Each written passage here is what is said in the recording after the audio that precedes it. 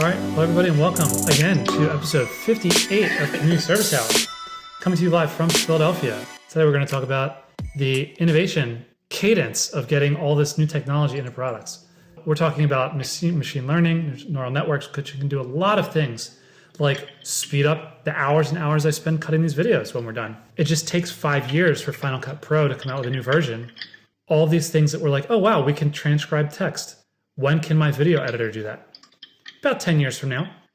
That's just how long these things take to make a new product and to integrate it into things. With NFT, I remember this same exact innovation speed. The innovation hits the product development product cycle, and that's just what happens. We also talked about code spaces so far. Code spaces is great, can even start a port. Live share is the way that you can use VS Code and you have multiple people. You basically remote desktop, but remote desktop for coding with Google Docs multi-cursor. You can actually run the code on other people's machines if they let you. So you can actually give someone else access to your terminal, for your customer support scan. But it can That's even how the AI takeover starts. Yep, that is exactly how Skynet develops. Yeah, definitely no problem, right? I'll just give you access to my terminal and then boom. Why does it redirect to this other search engine every time I type in Google? That's usually how that ends. AI contract audits. So GPT-4 came out last week. GPT-4 is the same as GPT-3, GPT 3.5, Bing Chat, ChatGPT, the DaVinci, all of them are the same thing. The difference is that GPT-4 has a lot more tokens. Tokens are the thing that allow you to paste in a lot of stuff before you ask your question, which is critical. You can pose all of your context into one big thing, which you can then build your neural network usage off of. Since GPT is so big, GPT-4, when you use it in Codex, this is the version that you have access to in VS Code, which just gets better and better. You will notice that it used to be when you use this stuff, the way that people say it is, it goes off tracks after a while. It gets dumb. It gets drunk. Has anyone ever said that about using ChatGPT? It was working great. The conversation's good. And then it just fell off a cliff, or it started hallucinating, or this is a known problem. I know exactly how it works. It's just that people don't really have visibility into this problem. And so they anthropomorphize this bot and they say, oh, it's just getting drunk. This person pasted in an entire Solidity contract, Ponzi token v3, and asked to find security vulnerabilities.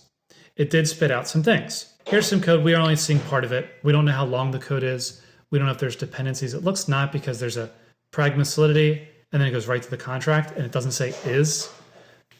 So that indicates that there's not multiple files, there's not inheritance, and that's something that would really make the file longer. All right, so let's look at some of the insights. Contract is based on a Ponzi scheme. Okay, so it picked up on the word Ponzi in the text, and then it just gives you this generic sentence about a Ponzi scheme. Okay. The contract is not secure against reentrancy. The withdrawal function can be called recursively. We don't see the reentrancy. And this is GPT 3.5 Turbo. This is the OG ChatGPT. This guy, you can tell because of the color of the thing. I can't rate whether this is a relevant finding or if and a lot of the vulnerable functions are named withdrawal. So there's a lot written on the internet about the word withdrawal and what you shouldn't do with it. I've written a lot of these words. They're in the official documentation. So it's very reasonable that the input of ChatGPT 3, 4, whatever, even if it was only up to 2021, would still have this stuff. Okay. The fund function accepts payments of any value greater than something small. Okay, so this is a payable function, and there might be some type of a limit on the input. Probably, I'm going to guess there's documentation of some limit. Could be a finding. Unexpected behavior. I wonder if there's documentation here. Cell function, integer underflow. You get either for tokens function, divide by 0. Doesn't really make sense because you wouldn't get all of the tokens. Contract relies on fixed point arithmetic, which is prone to errors, only if there's more than a very lot of tokens involved. Contract does not include sufficient comments. That's a fact. So then it says, overall, this contract should not be used. It has critical vulnerabilities. You're seeing this as out of context. It's got more to say. Yes. So yes, what? Submitting a large amount to the value can exploit a vulnerability in the by function. The number of tokens is calculated. Maybe there's a range issue. If a large amount is sent as the value, then there would be a very large number, which could overflow, leading to unexpected results. I mean, is this old code? Because 0.4.18. Okay, so this is from 2018. So that's helpful too, because things changed. The way the math libraries we use changed since 0.4.18. This version predates ERC 721, just so you have context. Okay, there are some insightful things. Some of these are well-documented issues. Some of them probably rely on some patterns. But yeah, it missed the fact that this is an old version of Solidity, and we should look at all the bugs since then and apply any of those specific bugs to this contract. This seems helpful so far, but this is a one-shot. This is somebody just asking a question from the hip. Could ChatGPT-4 be helpful in this? Absolutely. So I could definitely take some of the audits that I've done, paste them in, and like, here's what I audited. Here's my audit. Here's something else to audit. And I feel like GPT-4, with its much larger number of tokens, could take on a task like that. Have you seen the ChatGPT where somebody says, pretend you're a SQL server? It says, pretend you're a SQL server. And it says, okay. I haven't seen that one. And then you say, create a table. Here's the syntax. And it says, table created. And you're like, insert this row. Successful. Select the row. Select it. Here's the result. It's pretty good for that. We're really looking to get somewhere with AI where you can plug it into MetaMask. I'm planning on clicking this button. What wrong thing could happen here? Also, I got a comment. Please. I saw this earlier, like a while back, someone using GPT to take bytecode from malware to take it apart and see what it's like doing. Let's say you don't have the source code to like a smart contract. If you could dump like the EVM bytecode and like tell it, hey, find some vulnerabilities from that point of view. Because like you said, like with the whole MetaMask thing, if I'm clicking on something, it might not always have the smart contract code. So if it's able to take apart the bytecode, it would be interesting to see if it could find findings from that point of view. I love it. Great use case, decompiling. This is something I do by hand. It takes forever. I use markers, literally. And and this is definitely like input, output, input, output. I mean, it really lines up. And I could definitely do some smaller ones by hand and say, this is what went in. This is what came out. For example, earlier in this series, we had manually decompiled OpenSea's contract, their shared storefront, and found a backdoor in it. And that was during my trip to somewhere. And I was on the plane the whole time with my highlighters, highlighting the out of that code. And then even after that, I just looked for one finding. I was like, all right, I need one thing here that's going to make this worth everybody's time. I stopped looking after that. There could be other things in there because no one else obviously decompiled this because there's a huge problem. There's a backdoor in OpenSea. Because it was so hard, because I was just focused, I didn't decompile the whole thing. I just looked for hot areas. And then I was like, okay, well, let's focus here. And I found something.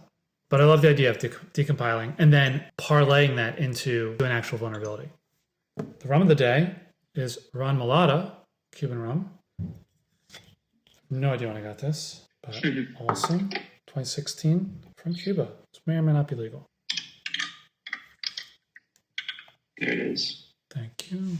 Cool. So can you write a loop to create multiple new near mainnet wallet addresses? To take an integer as an input, let the user know in the terminal what's going on, and then store everything, the passkeys and stuff locally in a file.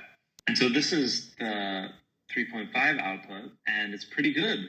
And this is the 4 output, and it's extra good. It is really detailed. It checks for a bunch of edge cases. It validates the user input. The information it gives you in the terminal is just much clearer. One of the things that might be very relevant here is that NEAR is kind of a new thing-ish, or it's a growing thing, and there's more history in GPT-4 of recent things.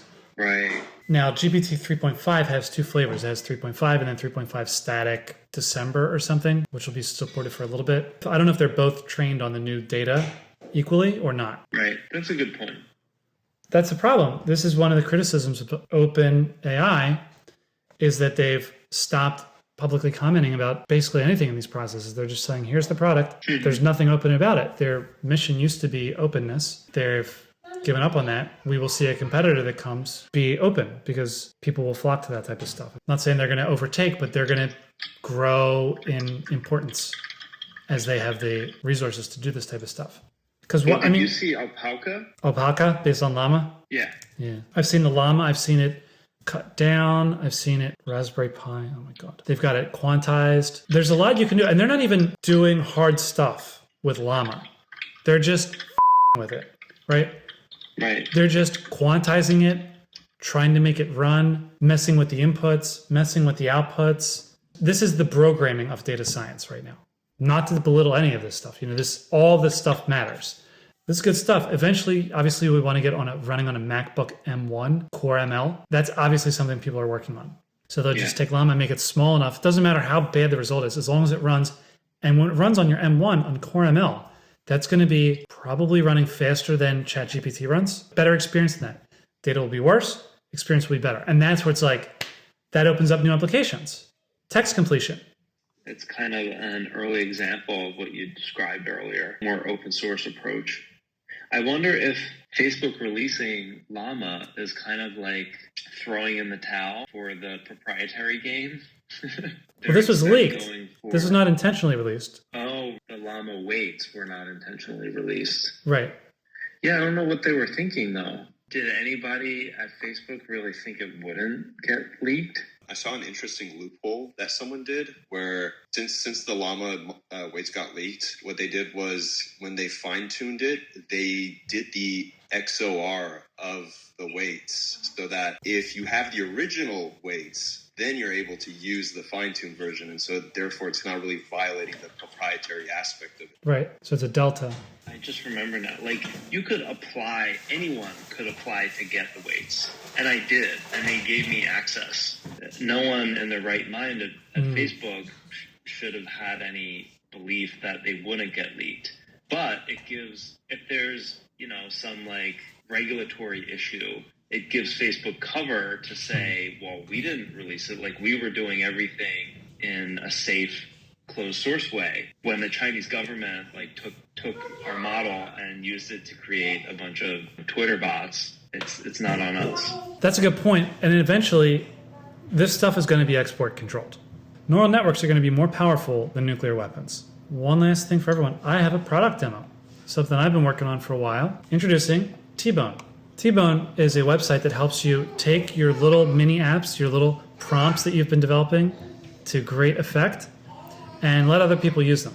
It's got a great monetization model here, but basically it's a really simple way to take all the things you've learned about using ChatGPT, distill it into a little nugget of good, and let other people use that thing. Let me show you how it works. Here's an app for 2-minute foreign language lessons.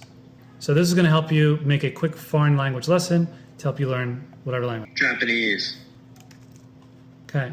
Somebody yell at a situation in life that you might find yourself in. In a taxi. In a taxi. All right, so we're going to hit this button. And this doesn't load incrementally, so it just takes 10 seconds. You just landed at the airport and you need a taxi to your hotel. English, excuse me, do you speak English? A little bit? Can you get me to the Grand Hotel, please? And then you got it in Japanese with romanization, because you're learning Japanese, you want romanization, right? It's got the whole conversation there. It's got some notes on pronunciation for that, and a couple notes of vocabulary. It's even got cultural notes here. Taxis are a common mode of transportation. Taxis are usually familiar with English. It's good to know if you're in a taxi in Japan. Polite to say "sumimasen" to the driver, and don't open the door yourself. So this is a little more than just a translation, some stuff that's super useful. Note that Japanese taxis can be expensive compared to other modes, and tipping is not common. Super useful. It's a good tip. And relevant and correct. I don't know if it's 2 minutes, but this is definitely nugget sized. If you're in the market for 2-minute foreign language lessons, let me know. I'll give you an invite code, and you can use this, run it over and over, and you'll get different results each time. This is the way that you learn languages. You think in scenarios. Then you find yourself in the scenario, and then that's where you are. So you could take this, you can print it out. It's good stuff. Yeah. Can we go behind the scenes to see how you prompted this? You bet. Because when I've used it before, and it's also comes out bite-sized. It has all the same good features of this lesson, but the format's different.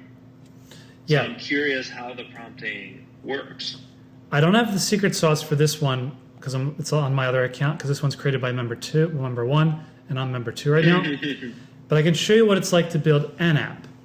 So when you click build an app, this is kind of the other side. This is called app builder. And so basically you've got inputs, you got this thing called app code, and then it goes to the engine, which is OpenAI, and it comes to the output, which you saw. A minute ago, we just saw the inputs and the outputs. So we've got a name for this app. We've got the description, the hard sell. Right now, there's only one engine, but in the future, we'll have other engines that you can run it on. And then what you do is you type in your prompt. So you type in something just like, make me, so this is you talking to ChatGPT, basically. Write me a 2-minute language lesson, and then you pull these variables in. I am learning, and you put this in. I'm learning, so we would create a variable like language, and you type what this is, so a language to learn. And then you have to decide whether it's a really small input, so this is going to be a text line, not like a whole email. Okay, so we've got that language input, and then I'm learning language, so it puts a variable in there, if you've ever done a template, blah, blah, blah. And here's the cool thing, you get a lot of words here, so don't be shy about, example. Example 1, input, blah, blah, blah, output, dot, dot, dot. Example 2, this is also called few shotting. So I'm showing you exactly what this looks like. But this isn't exactly few shotting, right? This is few shot. Because it's still, it's one prompt text block. Yeah. So that'll still be interpreted somewhat differently. You could just have a way in the app code to say, okay, well now this is example response from the assistant, and this is how the user responds to that response. And then it's then it's actually few shotting. So yes, this does support that, and it's not documented. So the way you would do that, oh, cool. You do well, I guess the user would start. So user and you would say anything here, and then you assistant and you put whatever there, and you go back and forth, and you can drop your variables in. I wanted to make it so that everything fits into this one box because I do want to support other engines, and I don't want to have like a whole experience for DaVinci and then a whole experience for GPT-4 and then whatever Google has. I don't want to have a full different experience. I want to have some like cheat codes that work good enough if you don't know them. Right. Then you run. So now, because we did all that stuff, it comes down into here, and you can actually test it. So you can run a test run, and it'll use your inputs here, come up with the output. And then when you like it, you save it as an app, and then other people can use it. So here's how the money works. In your account, when people use your app, you receive credits. So you can read the website more and see how that works. If you want an invite code, I'll send it to you. I'll give you free money on here. You can run your own apps. You can run my apps. You can make apps. You can make apps, and then you can give your friends access to them. And that's it.